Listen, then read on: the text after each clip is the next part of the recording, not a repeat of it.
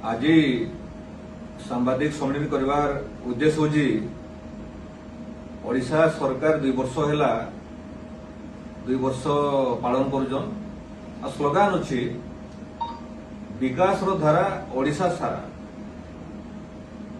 यह देवगढ़ रे नियारा प्रचार प्रबल काम देवगढ़ जिले में दुर्बल। देवगढ़ जिला गोटे कृषि भित्तिक जिला आमे आशा करिथिलु डबल इंजिन सरकार आसला परे देवगढ़ जिलार विकास रॉकेट बेगरे हेबो आशा करिकि देवगढ़वासी आमे खुशी थिलु।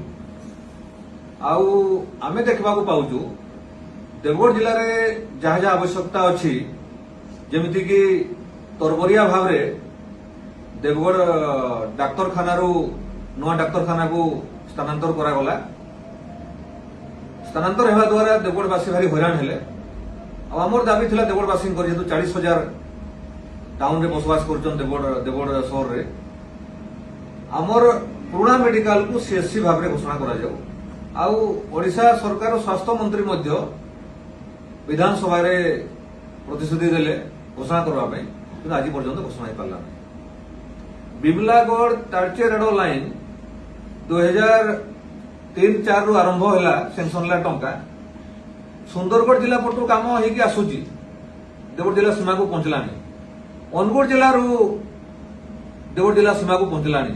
पालोड़ा पर्यंत काम हो गलानी स्टेशन हो गलानी किंतु देवगढ़ जिले में मुठे भी माटी उठी पारुनी। देवगढ़ जिला को अवहेला करा जाउची। देवगढ़ जिलार विकास ପାଇଁ षड़यंत्र करा जाउची। एमिति बहुत तथ्य अच्छी आपण माने अनुभव करि पारबे कि देवगढ़ जिला को जानी सुनी कि षड़यंत्र करा जाउची। और देवगढ़ जिले में दुर्नीति मध्य बढ़ी गलानी।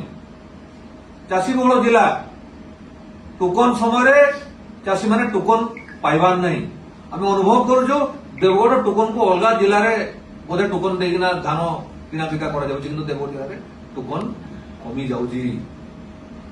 देवगढ़ जिले में हाथी आक्रमण द्वारा शह शह लोक मरुचन। सरकार चाषी मान को किया अलग जिले आम जिला को चाषी ठेलुचन मानुचन। चाषी माने मरुचन देवगढ़वासी मरुचन हाथी द्वारा ए सब सरकार मरुचन। आसंता दिन रे जदि हाथी आक्रमण द्वारा लोक मरबे आम सरकार ना 302 दफारे आम एफआईआर देबू थाना रे। से क्षतिपूरण देवा सहित हाथी द्वारा जो मैंने मरीचन क्षतिपूरण देवा सहित प्रत्येक हाथी द्वारा मरीथिबा परिवार गोटे सदस्य को सरकारी चाकरी दि जाऊ उचित क्षतिपूरण आम पाइला बोली।